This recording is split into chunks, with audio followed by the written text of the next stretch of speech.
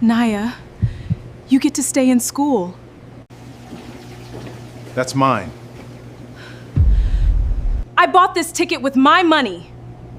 Don't you even think about touching it. I heard everything. He's trying to rob her. He's trying to rob her. I'm not robbing anyone. I was talking about the building. Oh, God. What have I done? $2.15. That was all Tanya Brooks had left until payday. Her daughter's drawing money. Tomorrow's breakfast money. She counted it again in her cracked palm, even though she already knew the number too well. Near midnight, alone in the middle of a laundromat during a snowstorm, she looked at the flashing lottery ticket machine in the corner of the room. Then she did the thing she swore to herself for 14 months she would never do. She bet her last dollar.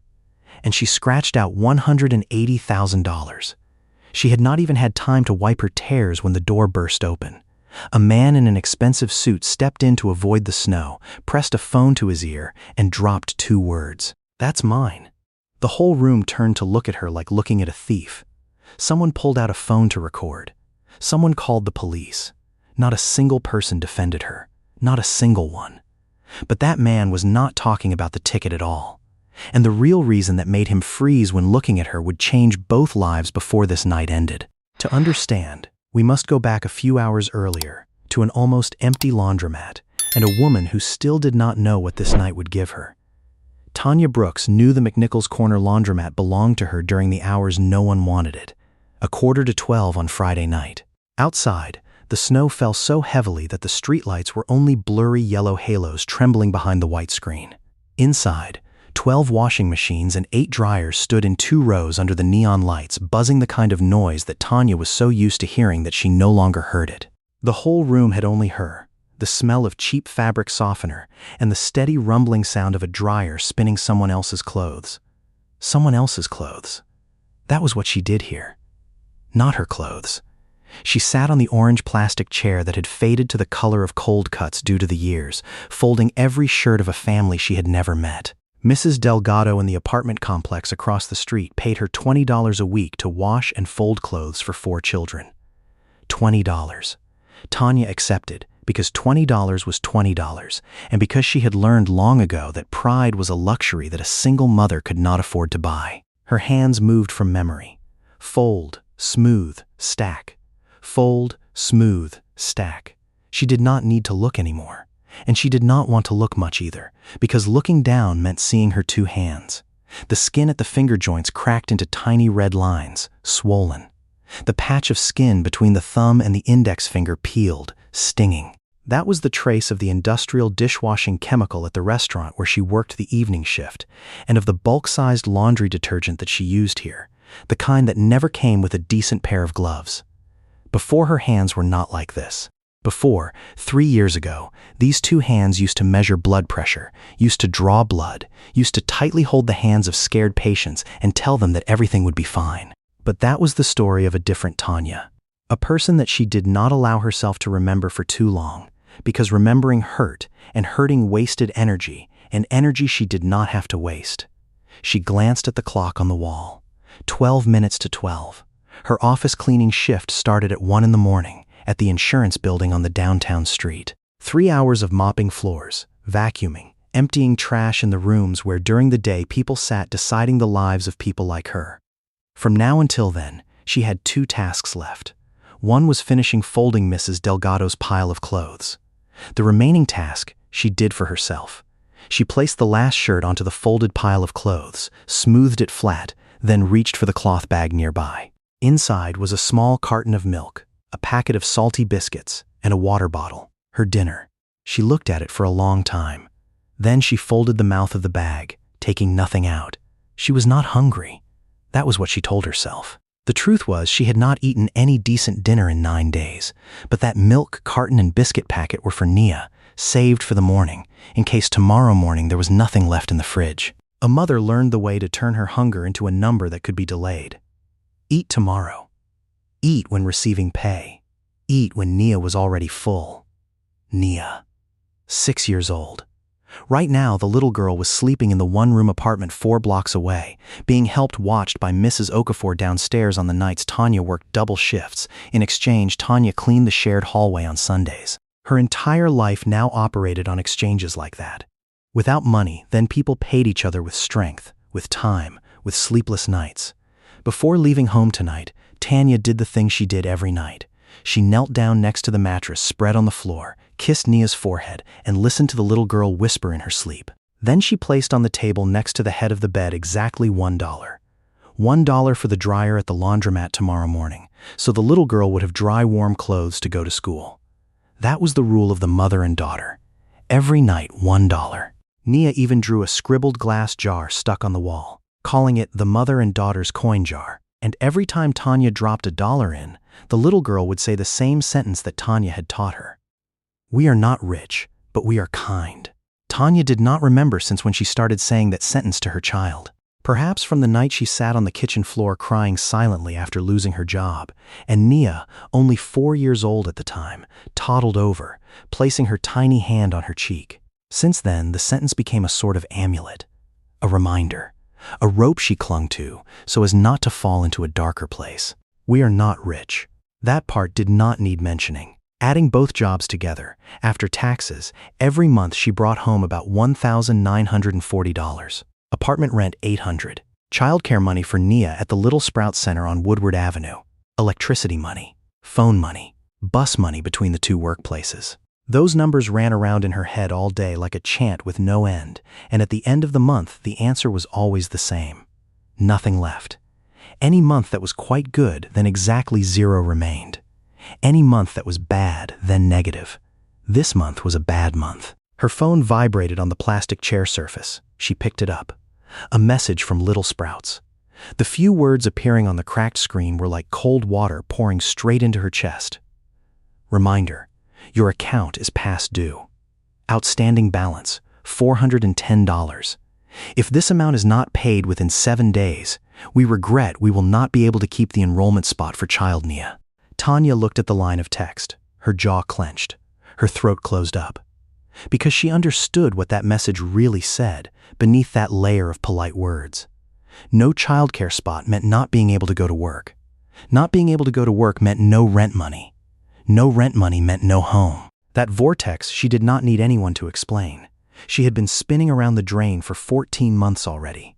This message was just the water current pulling a little harder. $410. She had $2.15 in her wallet. Salary was still 3 days away. She put the phone into her coat pocket, the thrifted coat she bought for $4 at the charity shop, baggy enough to swallow her thin body. She stood up. Mrs. Delgado's pile of clothes had been folded, stacked neatly in the basket. Still half an hour before having to leave. She should have sat down to rest. She should have drank water, eaten a few biscuits, to save strength for the night shift. Instead, her eyes slid again towards the corner of the room. Towards the automatic lottery ticket machine standing next to the change machine, shining red and green lights, printing names sounding like promises. Lucky 7. Cash Storm. Winter Gold. Each ticket a few dollars. Each ticket a door leading to another life. Or to say it more accurately, each ticket was a lie wrapped in hope and sold at the price of 1 laundry dry. Tanya knew that clearly. She had read somewhere that the lottery was a tax levied on the poor. She was not a gambler. She was a certified nurse who had graduated with honors, who had done everything right and still ended up here, in the middle of a laundromat at midnight, counting $2.15 and wondering whether she deserved to rest for 10 minutes or not. 14 months. 14 months of choosing the responsible option every time and returning to exactly this place every time. Destitute. Exhausted. Alone. And again about to expire on a childcare bill she could not afford to pay. What if? The 2 most dangerous words in the English language when people had nothing left to lose. And also the only 2 words keeping people alive when everything else had faded away. Tanya took 1 step towards the machine. Then another step. Her cracked hand slipped into her coat pocket, the fingers finding the dollar bill and a few odd coins, gripping them tightly as if they could vanish if she let go. She stopped in front of the bright screen. Her trembling finger reached up, hovering above the row of buttons, and she pressed a button. Winter Gold. $2. The machine swallowed her dollar bill along with 4 25-cent coins, then spat out the ticket with a soft whirring sound. Tanya picked it up. Fragile, weightless, a piece of cardboard covered with a silver layer, with a golden snowflake image printed at the corner and a few squares waiting to be scratched. She had exactly 15 cents left in her pocket. 15 cents until Monday morning. She brought the ticket back to the orange plastic chair, sat down, placing it on her lap. Her hand trembled again. Not because of the cold. In here, it was warm, the dryers radiating damp heat throughout the room. Her hand trembled because she knew exactly what she had just done. She just spent $2 that should have been to buy milk for her child, exchanging for a thing that 99 times out of 100 would return nothing. She searched in her pocket for a coin, a 5-cent coin. She pressed its edge onto the first square and began to scratch. The sound of the coin scraping on the silver layer was the only sound in the laundromat. Scratch. Stop. Scratch. A number appeared. Then another number. Tanya's breath shortened. Her jaw clenched. The coin moved to the second square, then the third square. 3 stars. 3 golden stars arranged into a perfectly straight line. Below them, printed in black ink so small that her eyes had to strain to even read it, was a number. 180,000. Tanya read it once, then read it again, then read it a third time. Her lips moved slightly, repeating each digit like spelling a word in a language she had forgotten. $180,000. The coin slipped from her hand, fell onto the tile floor, rolled a few turns, then lay still. She did not pick it up. She did not move. She did not blink. Her 2 cracked hands now pressed tightly onto the ticket, all 10 fingers, as if she loosened for 1 second, then that number would evaporate away. Tears came even before she had time to understand she was crying. They fell onto the ticket. She hastily wiped them, panicked, afraid that the water could smudge the ink, could erase the numbers, could destroy the impossible thing that had just happened. $410 for childcare, late rent money, the electricity bill she had hidden at the bottom of the drawer for 3 weeks now, the pair of shoes Nia needed for winter. All the numbers that had tortured her for 14 months suddenly had an answer. The first sentence that burst out of her mouth was not, "I am rich," nor was it, "I can't believe it." The first sentence she uttered, in the most important moment of her life, was about her daughter. "You get to stay in school. Mom got to keep you in school." That was what $180,000 meant to Tanya Brooks. Not a new car, not a vacation, not any abstract freedom at all. Just Nia, just safety, just one more day that her child did not have to pay the price for her mother's situation. The wind chime hung on the glass door rang. The door burst open, accompanied by a gust of cold air and a few snowflakes blowing in. A man stepped across the threshold, coat shoulders covered in white, one hand brushing snow off his coat flap, one hand pressing a phone to his ear. Charcoal-colored wool coat, tailored to fit, the kind of coat that Tanya knew its price was more than her entire month's rent. Polished leather shoes. A watch gleaming under the neon light when his wrist was lifted. He did not look at Tanya. He looked out the glass door, out at the flashing laundromat sign outside the snow screen, and spoke into the phone with the calm voice of someone used to giving orders. "Yeah, that place is mine. That's mine. The laundromat at the McNichols corner. I am standing in it." He was answering someone on the other end of the line, about a row of real estate, about a business deal. He did not know at all there was anyone else in the room. He did not look towards her at all. But Tanya heard 2 words. Exactly 2 words. And they exploded in her chest like a bomb. "That's mine." She stiffened. Her whole body locked up. The ticket was still pressed tightly on her chest, her fingers curled around it. Instinct. Exactly the instinct that made her wrap her arms tightly around Nia in the dark on the nights the apartment was too cold and the blanket was not warm enough. Protect. Primal. Blind. The night shift student, a skinny young man who was resting his head on a textbook behind the counter, snapped his head up. The old woman sitting folding clothes at the row of chairs at the end of the room, the person Tanya did not notice was there, lowered the shirt in her hand. And a woman standing, waiting for a dryer near the door, pulled her phone out, held it horizontally, a red light dot starting to flash. Tanya stood up. She did not remember deciding to stand up. She only found herself standing, back straight, ticket pressed to her chest, and heard her voice ring out, small, trembling at the edges, but not breaking. I bought this ticket with my money, with my last dollar. I am standing right here, and you just stepped in." The man lowered the phone from his ear. For the first time, he turned around to look at her, and something on his face changed. Not the confused look of a person caught red-handed lying. It was something else, slower, deeper, as if he had just stepped into the middle of a story that he did not know was being told, and something in the scene before him had just touched a very old, very distant place that he himself had forgotten he was still carrying. His eyes glided from her face down to the ticket pressed on her chest, then down to her two hands gripping around it. He stood frozen, not because of the words she had just said, but because of something he saw in her, a thing he still could not call by name. The thing he could not yet call by name, Tanya did not see. She only saw a wealthy man staring at her ticket, and the past 14 months had taught her to read that look in exactly one way. She stepped back half a step, her heel touching the leg of the plastic chair, hand gripping the ticket tighter. And in that moment she stepped back, something else in her surfaced, not the fear in front of her, but a much older fear, the fear that had pushed her all the way to this laundromat, all the way to this last dollar. Because Tanya Brooks was not born in this situation. That was the part people never saw when they looked at a struggling person. They saw the present tense, the thrifted coat, the two cracked hands, the exhaustion carved into every line on the face. They did not see what was before that. Nearly 7 years ago, before having Nia, Tanya had a profession, a real profession. She was a certified nurse at a private clinic in the Midtown area, Detroit.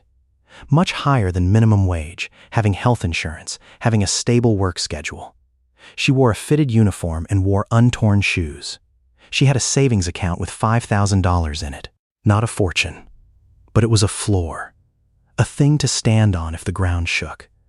Then the ground did not shake. It disappeared. Her man, Darnell, Nia's father, left when she was 7 months pregnant. Without warning. No arguing. Just a slip of paper left on the kitchen counter and an empty closet where his clothes used to hang. 3 sentences. "I cannot do this. I am not ready. Do not call me." She did not call. She did not have time. She had a baby about to be born and a lease contract that she now shouldered alone. Nia was born 3 weeks early. A difficult birth. Postpartum hemorrhage kept Tanya hospitalized for 6 days. Recovery took 4 months. 4 months she could not work. 4 months without a single paycheck. The clinic replaced her after 8 weeks. They called that restructuring. She called it by its true name. She had disappeared, and the world still spun steadily without needing her. The savings held out for 6 months. Then the numbers caught up, in the way they always caught up. She applied to 9 clinics after recovering. 3 interviews, not a single callback. The gap in the resume. The lack of reliable childcare for her to commit to working full-time. The invisible mark that poverty stamped onto a person even before they had time to open their mouth. Recruiters smelled instability just like animals smelled fear, and they reacted exactly the same, by keeping their distance. So Tanya accepted what she could find. A kitchen assistant position for the evening shift. An office cleaning shift at dawn. 2 jobs combined paid less than the nursing position she once had, demanded twice the number of hours, and took away from her all the dignity that she once carried without needing to think about. But she never stopped. That was what the numbers on paper failed to capture in Tanya. She did not have the luxury of bitterness. Bitterness required an energy she could not afford. So she replaced it with movement, with habit, with the mechanical discipline of a woman who had decided that collapsing simply was not an available option for her. She never begged anyone for $1, never skipped a work shift, never let Nia see her cry. She just kept stepping. And now, the man wearing the charcoal coat was looking at her gripping the ticket, and she was waiting for him to do the thing that the world always did. But that man did not see a struggling person. Andre Coleman, 48 years old, had not set foot in an automatic laundromat in 30 years. His assistant handled the laundry. The driver handled the commuting. The trivial transactions of everyday life had been quietly cleared out of his life, like people carrying furniture out of a room no one entered anymore. Coleman Freight and Logistics. A logistics empire spread across the Midwest, valued at $3.6 billion. 40 warehouses. A fleet of trucks more numerous than the number of people Andre had ever known by name. a corner office on the 38th floor of a tower in downtown Detroit, looking down at the city that once tried to swallow him whole when he was still a young boy. Andre built it all from zero. That was the part that business magazines liked to print. Self-made, rising from poverty, the American dream in a tailored suit. And that was the truth, every single word. He grew up in the Brightmoor neighborhood, Detroit, 3 rooms, peeling paint walls, a kitchen window pane that never closed entirely shut, so in winter sitting eating rice one could see their breath flying out. His mother, Mrs. Loretta Coleman, worked 3 jobs: cleaning at a hospital before dawn, standing at the counter at a grocery store during the day, and at night she took in laundry. Not at home, because their apartment did not have a machine. She gathered the neighbors' clothes from families a little better off, carried them to an automatic laundromat at the corner of the street, and sat there folding until midnight. Andre still remembered. The 17-year-old boy sitting on a hard plastic chair in that laundromat, doing homework under the buzzing neon light, waiting for his mother to finish folding someone else's pile of clothes. The smell of cheap fabric softener. The steady rumbling sound of the dryer. His mother's hands, moving from memory. Fold, smooth, stack, fold, smooth, stack. 2 hands cracked at the finger joints due to chemicals and hot water. She never complained. She just folded. And occasionally she looked up at him, smiling that tired smile, then bent down to continue folding. Mrs. Loretta died when Andre was 17. Heart failure. The doctor used a lengthy technical term, cardiomyopathy, chronic stress response. Andre had a simpler word: exhaustion. She had worked to death so her children would not have to be so. The last thing she said to him, he remembered it the way people remember a scar, not remembering the moment being cut, but remembering the shape it left behind. Never forget where you started, son. The day you forget, you will turn into exactly the kind of person who used to look down on us. He had not forgotten. Not entirely. The memory was still there. But in the 31 years between her death and this snowy night, the memory had transitioned from a compass into a photograph. A thing he could look at, but no longer follow. He donated millions of dollars to charity. He sponsored scholarships. He wrote checks to shelters every December, but he wrote them from inside the office. He never visited. He never looked into anyone's eyes. He never sat down opposite a person who reminded him of his mother and stayed long enough to truly feel it. His mother's voice had become background noise. The kind of noise people hear every day until one morning suddenly realizing they had stopped listening long ago. Tonight, he came here for a simple reason. His driver's car stalled in the middle of the storm 2 blocks away, and while waiting for the tow truck, Andre popped into the nearest laundromat to avoid the snow and call his assistant to confirm a business deal, a row of real estate in the McNichols area that his company had just acquired, bundled into a commercial investment package, 14 properties of which he had never set foot on any. They were just lines on a spreadsheet. Projected revenue, floor area. He did not know at all that a woman could hear him. He was just answering a question about real estate ownership, until she stood up and spoke, and he turned to look. And then he saw her shoes. Low-heeled flat shoes, worn out at the heels, the frayed, cheap kind of shoes that he knew, not exactly that pair, but exactly that kind. He saw the baggy coat swallowing a thin body. He saw the way she stood, stiff back, chin slightly lifted, the posture of a person who had decided that no matter what happened, they would not bow down. Then he saw her 2 hands, red across the finger joints, cracked along the fingers, the patch of skin between the thumb and the index finger peeling, stinging red. 2 hands pressing tightly onto the ticket, all 10 fingers, like a prayer that she was ashamed of having to pray. Andre Coleman for 31 years had not truly looked at anyone's hands, but he knew those 2 hands. He had watched them fold clothes under a neon light exactly like this every night throughout his childhood. He had held them in his own hands at the hospital the night they finally stopped moving. The background noise in his head, the voice that had faded for 20 years, suddenly was no longer faded. Never forget where you started. But realizing a thing and being able to do something with it were 2 different matters. And in the next moment, Andre Coleman did nothing at all. He just stood there, phone still dangling in his hand, mouth slightly parted as if about to say a thing that he had not found yet. And that silence, to Tanya, meant only one thing. A wealthy man was calculating, was considering whether it was worth it to take away her belonging or not. She gripped the ticket tighter. Her voice burst out, harsher than she intended, grating at the base of her teeth.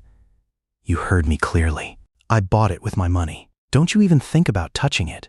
The defense mechanism had self-activated, the mechanism that 14 months of being turned back on by life had installed into her nervous system. When people were knocked down enough times, people started swinging their arms even before anyone raised a fist. She was pushing herself out, self-erecting walls, self-turning herself into the instigator in the story before anyone had time to do that to her. "I did not intend to take anything," Andre said. His voice was calm, but there was a little something beneath it that just cracked. "You misunderstood. I was talking on the phone." "Right." The woman standing near the door, the person who was still recording on her phone, spoke up. Her voice was shrill, gloating the kind of way of someone who just caught a good drama. "I heard everything. He said that's mine when she was holding the ticket. Too obvious, isn't it? I spoke about the building." Andre turned to her. "I own this shop. I was talking to the assistant about real estate, not about the lottery ticket. You own this shop." The night shift student repeated, slowly, and those few words hung suspended in the air like smoke. Tanya saw the looks in the room change color, saw the deadly logic being pieced together in everyone's heads. He owns the shop, so he owns everything in it. The ticket machine, the ticket from that machine. She saw it appear on the face of the woman recording, saw it in the way the student stepped back half a step, not sure whose side to stand on. "It is not like that," Andre said, and this time his voice had a little something almost like despair. The feeling of someone used to having their words believed by people, for the first time seeing his words fall to the ground with no one to catch them. The law does not operate that way. Owning a premise does not mean. He reached his hand into his pocket to take out his phone to call the assistant back, to make her confirm exactly the sentence he had just said, to prove it. He pressed the power button. The screen was pitch black. He pressed it again. Did not turn on. The battery had drained at some point during the storm, and the device worth more than Tanya's entire month's salary was now just a useless piece of black glass in his hand. He looked up, and he found himself in the middle of a room where everyone had already finished deciding the story. Because in America, when a man wearing a $3,000 suit speaks, people listen. When a woman wearing a thrifted coat speaks, people judge. But tonight, in this laundromat, there was a thing even faster than that familiar prejudice. That was a lottery ticket worth $180,000 and two words falling exactly at the worst possible second. "Call the police," the woman recording said loudly, still not lowering the phone.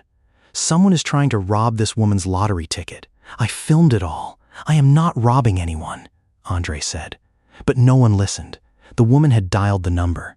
Tanya vaguely heard her voice saying the address, saying dispute, saying a man and a woman. And while she spoke, Tanya stood there, the ticket pressed to her chest, and felt an unexpected thing rising inside her. Not triumph because someone defended her, but a vague unease, a premonition that this matter was sliding out of everyone's hands. The old woman sitting at the back row of chairs placed the shirt she was folding down. She looked at Andre, then looked at Tanya, then looked at the woman recording, and on her wrinkled face there was a look of caution, as if she was the only person in the room feeling that something was wrong with the way the story was being pieced together. The siren sound grew louder outside the snow screen, then stopped. Car doors slammed. The sound of footsteps on the snow surface. The glass door burst open.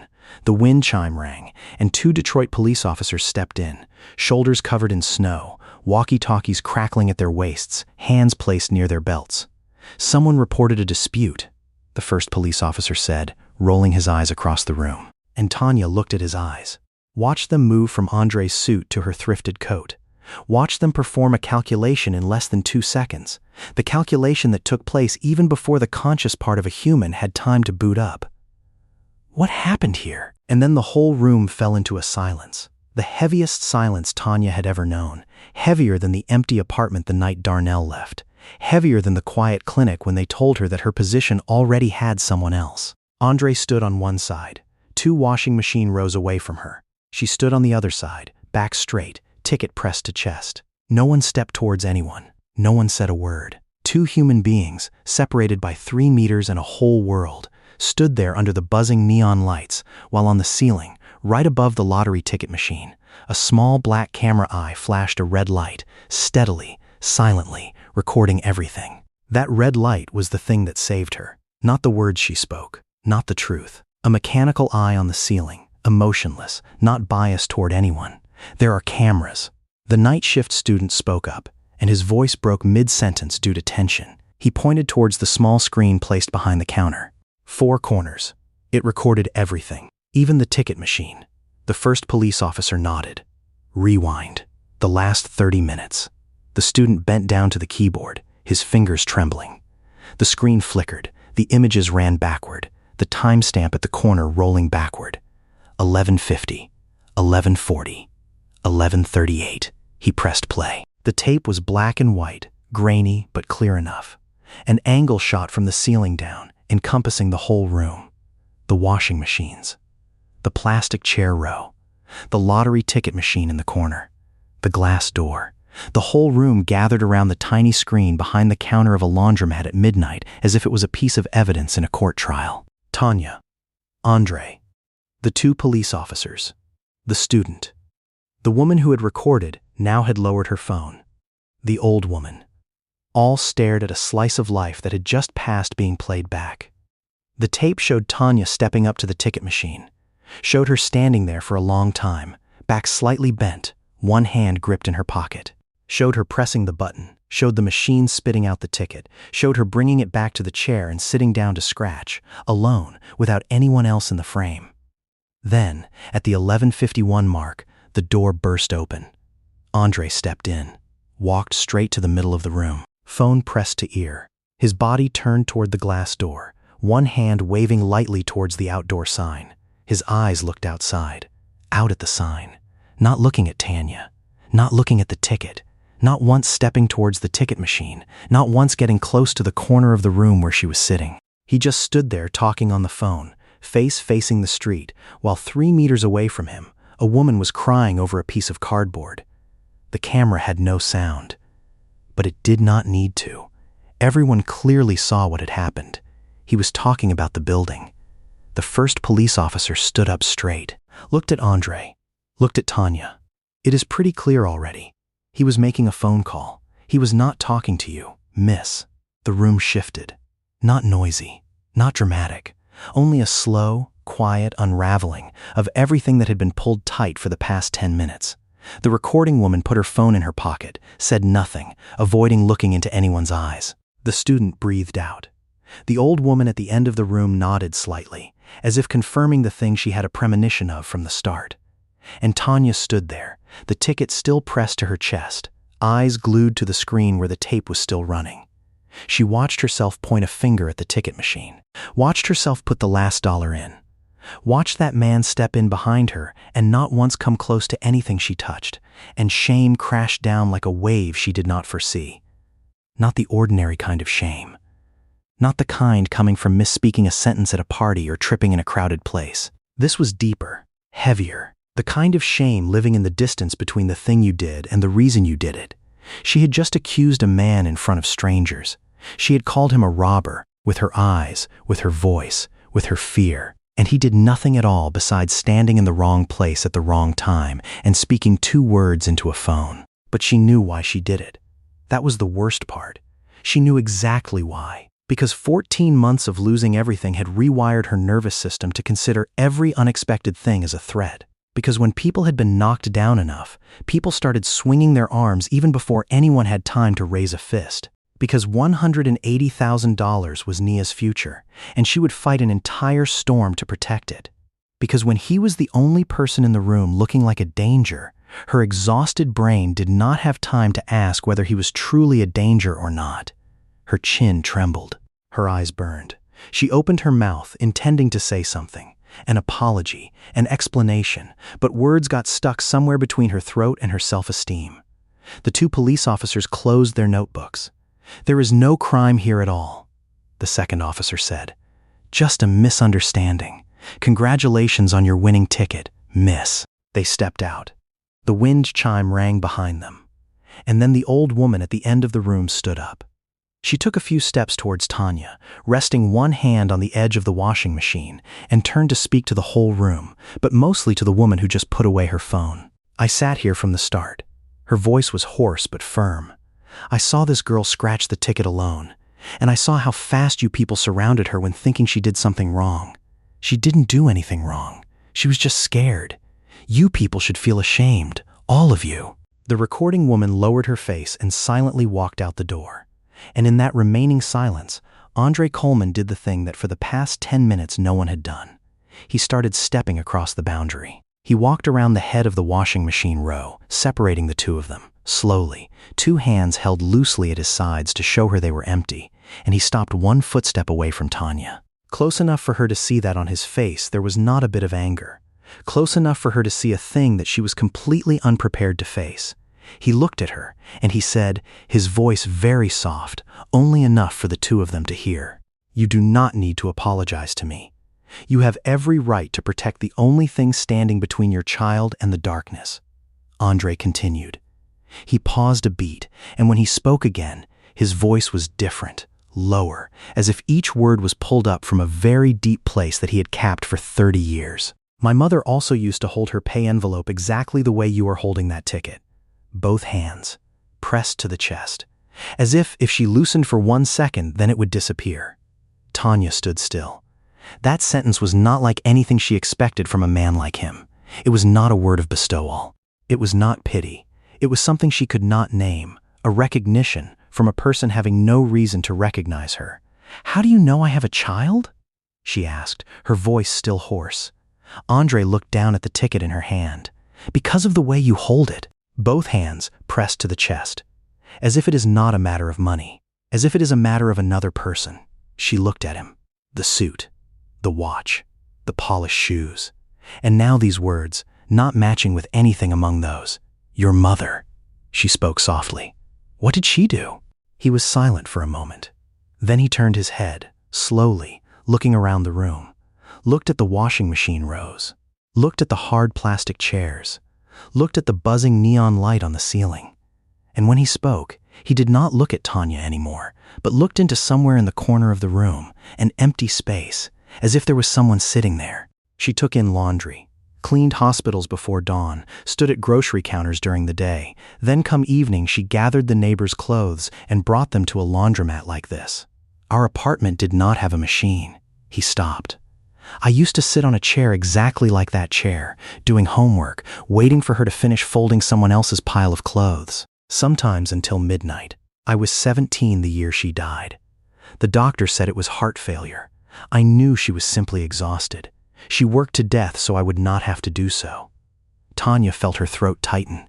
She thought of her own 2 hands, of the dollar every night on the table next to Nia's bed, of the milk carton she did not allow herself to touch. "The last sentence she said to me," Andre continued, "was never forget where you started. She said the day I forget, I will turn into exactly the kind of person who used to look down on her." He gently shook his head, a smile having not a bit of joy. I had forgotten, not at once, but slowly. Year after year, business deal after business deal. I built a company worth $3.5 billion, and at some point I stopped seeing people like my mother. I still donated money, but I wrote checks from inside the office. I had never set foot into any shelter I sponsored. I had never looked into anyone's eyes. He looked back at her. "Then tonight my car stalled. I popped in here to avoid the storm, and I saw you scratch that ticket. The way you sat, the way you held it. It resembled her so much that I felt like being punched straight in the chest." For a long moment, no one said anything.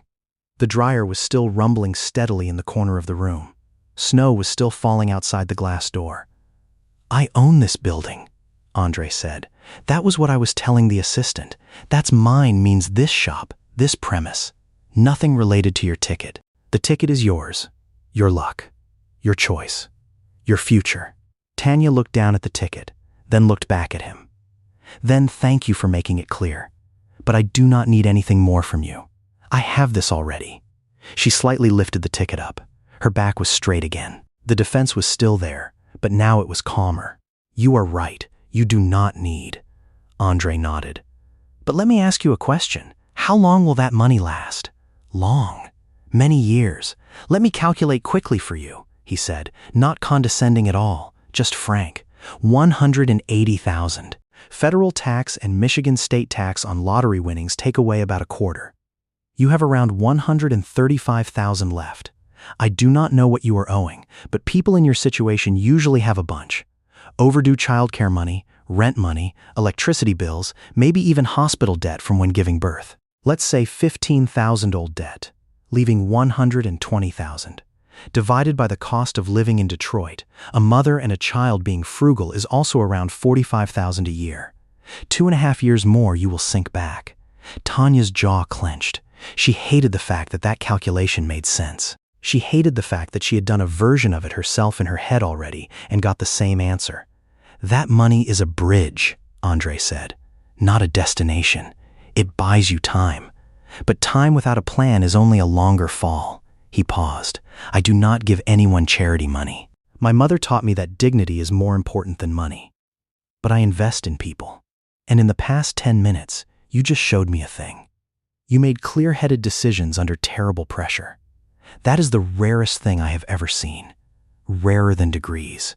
Rarer than connections. What are you talking about? Tanya asked. My company is about to open a program. Recertifying those who have a profession but got broken halfway. Nurses, medical assistants, technicians. 6 months. Tuition is covered. Having childcare support throughout the study time. End of the course is a real position at one of my partner hospitals. He looked at her. You used to be a nurse, right? I guessed from the way you stand. Your back is straight like someone used to standing whole shifts. Tanya did not answer right away. She looked at him exactly the way she had looked at the ticket before buying it, considering, calculating, finding the trap. Where is the trap? There is no trap. You come every day. You work. You finish the course. That's it. She looked down at the ticket one more time. Then she looked up, and when she spoke, her voice was solid. If I agree, I do it my way. I come on my own 2 feet. I am not a charity case. I am not a beautiful story for your company to take out and tell. I am a mother needing a job enough to raise my child without having to count every cent at midnight. If you understand that, then we can talk. Andre held his hand out. That is exactly what I am offering. Tanya looked at his hand. Clean, nails trimmed neatly, the watch on the wrist probably worth more than her entire year's rent. Then she held out her cracked hand and grasped it. Firm. Not hesitating. The handshake of a woman who just made a decision, not because someone saved her, but because she chose. That handshake did not fix anything right in the night. It did not pay the childcare money. It did not melt the snow out there, did not make the apartment warmer, did not erase the 14 months that had imprinted on Tanya. A handshake was just a handshake. The hard part lied in all the days after it. The first week almost knocked her down. Tanya sat in a classroom at Wayne Community College, surrounded by students a whole dozen years younger than her, their fingers gliding on the keyboards while she struggled recalling medical terms she had not used for nearly 3 years. The instructor went fast. The lessons defaulted to a foundation that Tanya had dropped somewhere between the 300th shift and the 100th skipped dinner. Friday evening she went home, sat down flat on the kitchen floor of the apartment she still could not afford to pay, looked up at the ceiling, and that word appeared in her mouth. Give up. It lay there, easy to say, impossible to swallow. She did not give up. The second month, Nia got sick. Fever 39.5 degrees, vomiting all night. Tanya missed 4 study sessions. The program coordinator called on the 3rd day, voice rigid. Rules were rules. 3 unexcused absences was elimination. Tanya called Andre at 11 at night.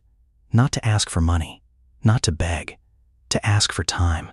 I need 2 more days. Her voice was thick and hoarse. Nia fell asleep leaning on her chest, body still radiating heat. My child is sick. I cannot leave her. I am not asking you to break the rules. I am asking you to remember why I am present there. Andre was silent for 3 seconds.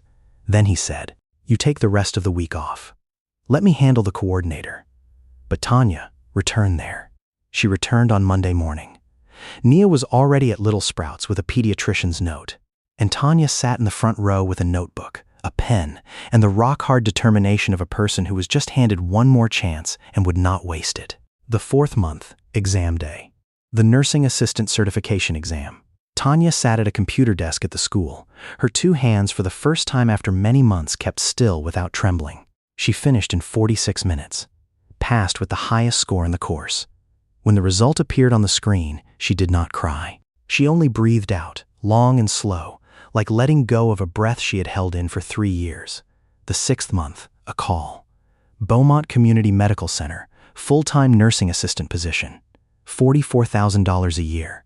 Health, dental, vision insurance. Paid sick days.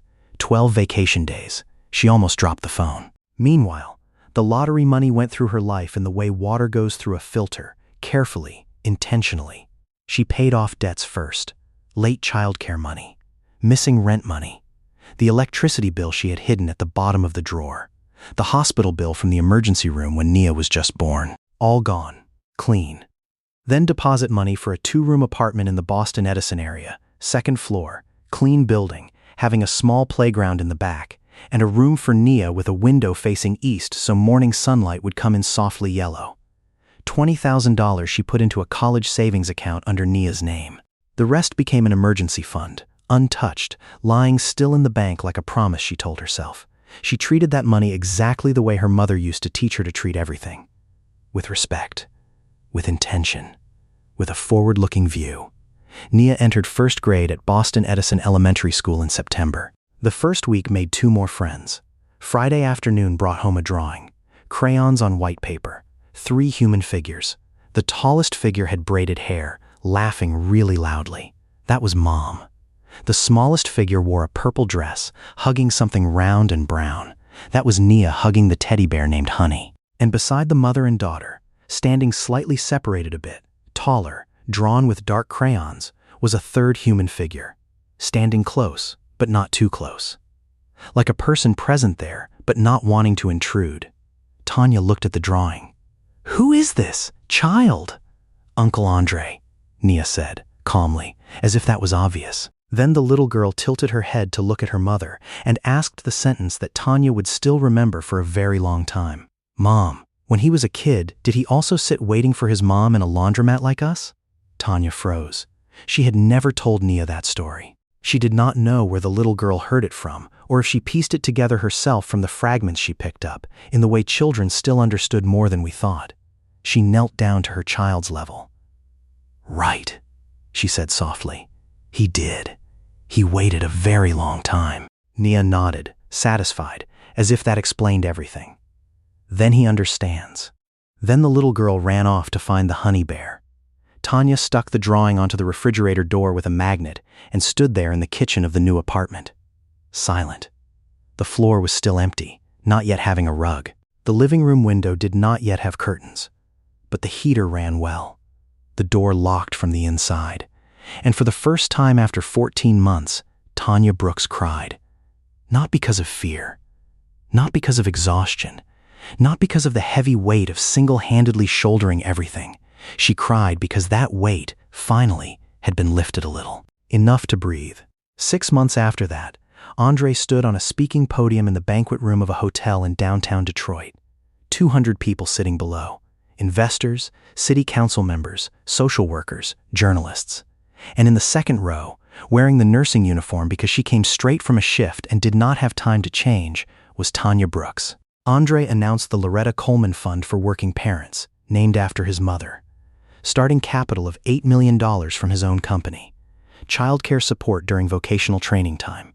Recertification grants for those having gaps in their resumes. Housing retention support when people are transitioning from unemployment back to work. Emergency fund for those moments a child develops a fever and a mother has to choose between a job and her child. Not charity, but infrastructure. The kind of foundation that does not only give people a fish or teach people to fish, but also builds the dock, clears the water surface, and ensures there is a place to stand while casting the line. He spoke for 11 minutes. Then he introduced the newest member of the fund's advisory board. Not a policy expert.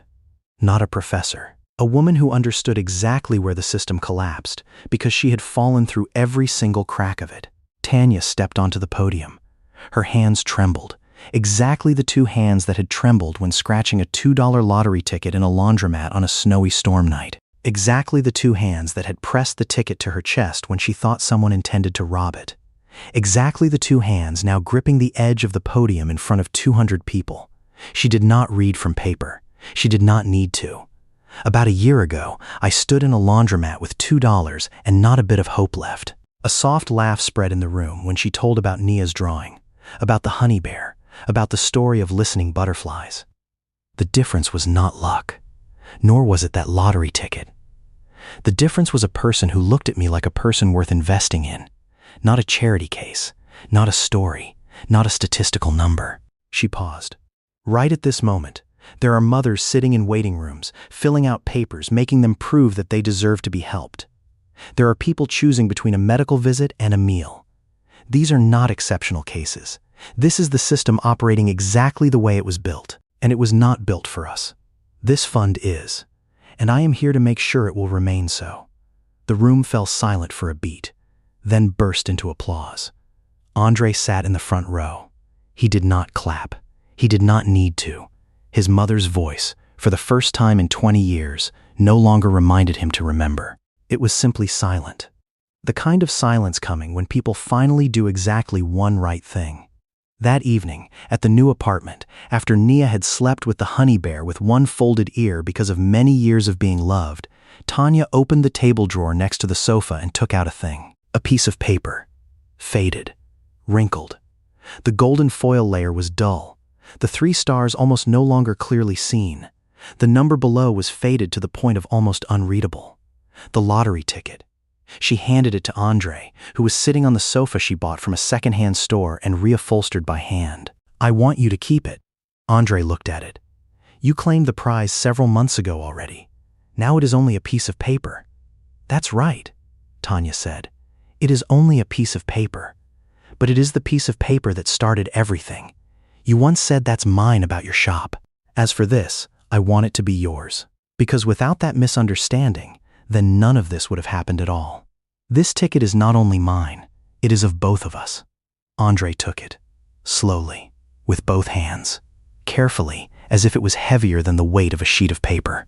He looked at the faded numbers, the scratch marks, the ghost of the golden foil layer. And he thought of a woman 30 years ago in a laundromat, folding someone else's clothes until midnight, 2 cracked hands moving from memory. He tucked the ticket into his inner shirt pocket, close to his chest. Tanya wore new shoes now. Still work shoes. Still practical. Still the durable kind. She did not change who she was. She only changed where she stood. On the refrigerator door, the drawing of 3 people was still stuck there under a magnet. Next to it, newer, was a faded laminated lottery ticket that Andre had brought back to hang up, right here, in this kitchen, because he said a thing like that should not lie in a person's pocket. It should lie in a place where a child could see it every morning and ask where it came from. We are not rich, but we are kind. That was the sentence Tanya still said to Nia every night when dropping $1 into the jar. The only thing was now the jar was fuller, and the sentence carried another meaning. No longer a rope to cling to so as not to fall. Now it was a thing she dropped into the jar along with the coin, every night, in a kitchen with a door lockable from the inside. 2 years after the snowstorm night and 2 misheard words, a woman pushed the door and stepped into the McNichols Corner laundromat near midnight. Snow on shoulders. A bag of clothes draped over her arm. Exhaustion imprinted around her eyes. She went to the washing machine, put the bag down, then stood there for a long time. Her eyes kept sliding towards the lottery ticket machine in the corner of the room. In the palm of her hand, tightly gripped, were the last few odd coins. The night shift student behind the counter was not the student from years ago. This one was younger, just started working a few months ago, knowing nothing about the snowstorm night that once happened right in this room.